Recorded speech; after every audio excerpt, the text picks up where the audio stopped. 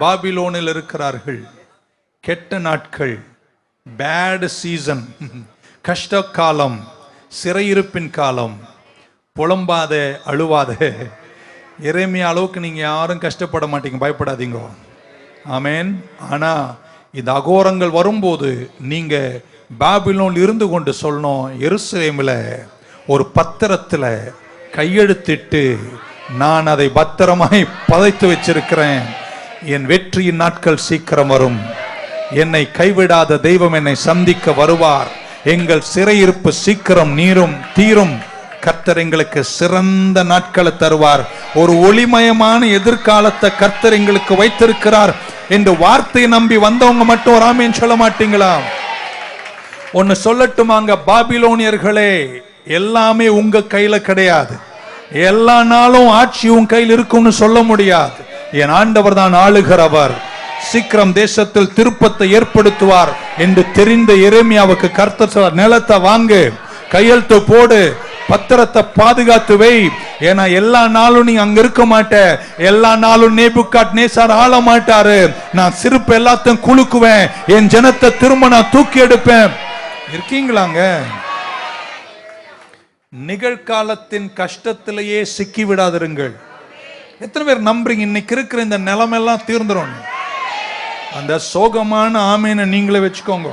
இன்னொரு முறை, எத்தனை பேர் நம்புறீங்க இன்னைக்கு இருக்கிற இந்த நிலைமெல்லாம் சீக்கிரம் மாறிடும்? பாஸ்டர் நல்லா இருந்தோம் பாஸ்டர், இப்போ ஒண்ணு இல்லாம ஆயிட்டோம். ஹே, திரும்ப ஒரு காலம் வருங்க, மீண்டும் உன்னை தூக்கி நிறுத்துகிற ஒரு நேரம் வராதானே? எத்தனை சிறையிருப்புகள் வந்தும் கர்த்தர் இஸ்ரவேலை கைவிட்டாரா? பக்க சொல்ல, என்னையும் அவர் கைவிட மாட்டார். எல்லா இதை சொல்ற வார்த்தைகளும் வராம எல்லா நாளும் இப்படி இருக்காதுங்க. காரியம் மாற போதுங்க, எல்லாம் பெட்டராக போதுங்க. சோர்ந்து மட்டும் போகாத, திரும்பிடாத, கலங்கிடாத, உடைஞ்சிராத.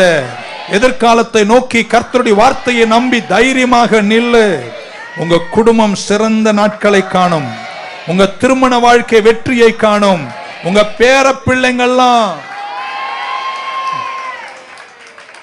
ஹல்லேலூயா. இந்த பேரனுங்கன்னா ஒரு சந்தோஷம், அது தாத்தாங்களுக்கு தான் தெரியும். நீங்க இன்னும் ஆவல. ஆமேன். பக்க சொன்னா, கெட்டதெல்லாம் வாங்க வரலங்க, உடைவை வாங்க வரலங்க. சர்ச்சுக்கு காலையில் எழுந்து இவ்வளவு 4 மணிக்கெல்லாம் எழுந்து தூரம் இவ்வளவு வந்தது சாவ வாங்கவா வந்தோம்? சொல்லுங்களங்க. டிப்ரெஷனை வாங்கவா வந்தோம்? எப்படியாவது வாழவா வந்தோம்? இல்லங்க. சிறையிருப்பு மாறும் என்று எனக்கு ஒரு பத்திரம் உண்டு, நான் கையெழுத்திட்டு எருசலேமில் வைத்திருக்கிறேன். சீக்கிரம் அதன் பரிபூர்ணத்தை காண்பேன். பக்க திரும்ப வருவேங்க, வந்து என் நிலத்தை சுதந்திரிச்சு வீட்டை கட்டி. ஹல்லேலூயா. பக்க சொல்ல, பிரைட் டேஸ் கர்த்தர் தரப்போகிறார். ஆமேன். 70 வருஷம் சிறையிருப்பா, 20 வருஷம் சிறையிருப்பா, 70 வருஷம் முடிஞ்சு வாங்குங்கன்னா கர்த்தர் சொன்னாரு. எல்லாம் முடிஞ்சு, எல்லா பிரச்சனையும் தீர்ந்து, எல்லா தொல்லையும் தீர்ந்து இல்லங்க, கர்த்தர் இப்பயே வாங்குன்றார்.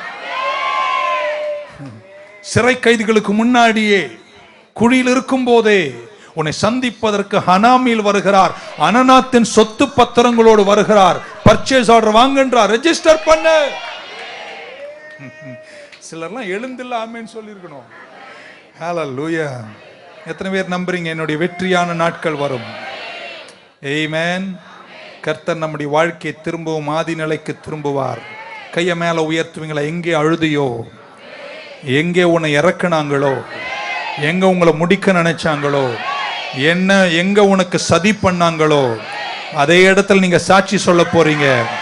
நெருக்கத்தின் நடுவில் கூட என்னை கர்த்தர் உயர்த்தினார் என்ற சாட்சியை நீங்க எழுதி முடிப்பீங்க. துன்பம் முடிகிற வரைக்கும் காத்திருக்காத. நல்லா கேட்டுக்கோங்க, துன்பம் முடிகிற வரைக்கும் காத்திருக்காத. எரேமியா, நீ துன்பத்தின் நடுவிலேயே பத்திரத்துல கையெழுத்து போடுன்றார். ஹல்லேலூயா. பாஸ்டர், எங்க கடந்த கால வேதனை எல்லாம் உங்களுக்கு தெரியாது பாஸ்டர். நான் உங்களுக்கு கம்பீரமா சொல்றேன் பிரதர், உங்க எதிர்கால தயவும் உங்களுக்கு தெரியாது பிரதர். புரியல? ஆமென். கடந்த காலத்தின் வேதனை எல்லாம் உங்களுக்கு தெரியாது பாஸ்டர். சிஸ்டர், உங்க எதிர்காலத்தின் தேவ தயவெல்லாம் உங்களுக்கு தெரியாதுங்க. கர்த்தர் தயவுள்ள தெய்வம். ஹனாமியல் வரும்போது, கிருபை உன்னை சந்திக்கும் போது பதில்களோடு வருவார், ஆக்ஷனோடு வருவார். உங்க சிறந்த நாட்கள் உங்க பின்னாடி அல்ல, உங்க சிறந்த நாட்கள் உங்க முன்னாடி. கசப்பை விலை கொடுத்து வாங்காதீங்க, கஷ்டப்பட்டு வாங்காதீங்க, உடைவை வாங்காதீங்க, தலைமுறையின் உடைவுகளை வாங்காதீங்க, தலைமுறையின் சாபத்தை வாங்கிட்டு உட்காராதீங்க. இன்னைக்கு எழுந்து செயல்பட தொடங்கு. உபத்திரவத்தின் நடுவில் சாம்பல்ல உட்காரும் போதே சொல்லு, கர்த்தரனை சிங்காரமாய் மாற்றுவார். ஏன்னா கடைசியா அந்த அதிகாரத்தில் நம்ம வாசித்த வார்த்தை, என் தேவனால் கூடாத காரியம் ஒன்றுமே இல்லை. ஆமேன் சொல்ல மாட்டீங்களா? எந்த நிலத்தை சத்துரு எடுத்தானோ, ஆமேன், அதையே நான் உனக்கு திரும்ப தருவேன். ஏன்னா நீங்களும் நானும் பார்வையின்படி நடக்கிறவர்கள் அல்ல, விசுவாசத்தின்படி நடக்கிறவர்கள். Your best days are coming. Your better season is coming. Your better blessings are still to come. இன்னைக்கு காண்கிற இந்த புயலும், இன்னைக்கு காண்கிற இந்த கஷ்டமும் உன்னை கடினமாய் மாற்றிவிடக் கூடாது. கசப்படைஞ்சிராத, உடைஞ்சிராதீங்க. கர்த்தர் உங்களை கைவிட மாட்டார். ஆமேன்.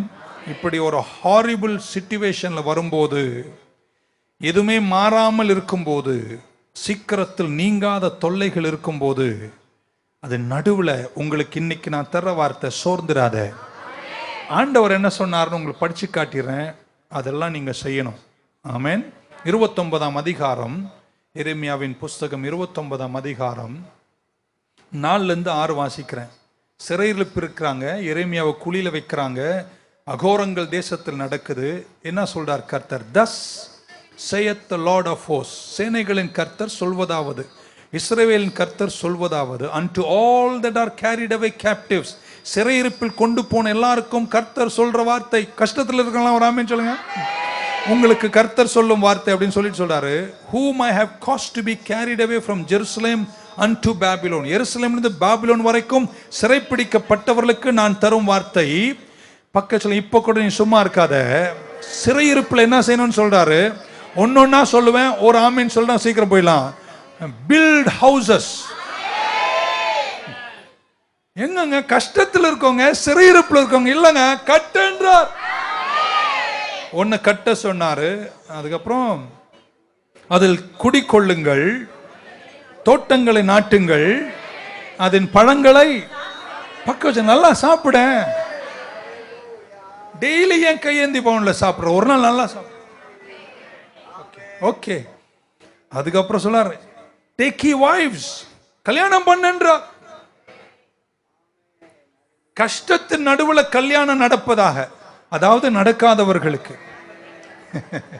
என்னென்ன சொல்றார் பார். வீடை கட்டுன்றார், நிலத்தை நாட்டுன்றாரு, அதன் கனிகளை புசின்றாரு, கல்யாணம் பண்ணுன்றாரு, குழந்தைங்களை பெற்றுக்கொன்றார். இன்னைக்கு 1ஆம் தேதி சொல்றேன், கற்ப கனிகள் உண்டாவதாக. Hallelujah. Beget sons and daughters, takes wives for your sons and your daughters. உங்க குமாரர்களுக்கும் குமாரத்திகளுக்கும் மங்களம் நடப்பதாக. இதுவரைக்கும் கல்யாண புருஷனே கிடைக்கல, இந்த வாரமே கிடைப்பதாக.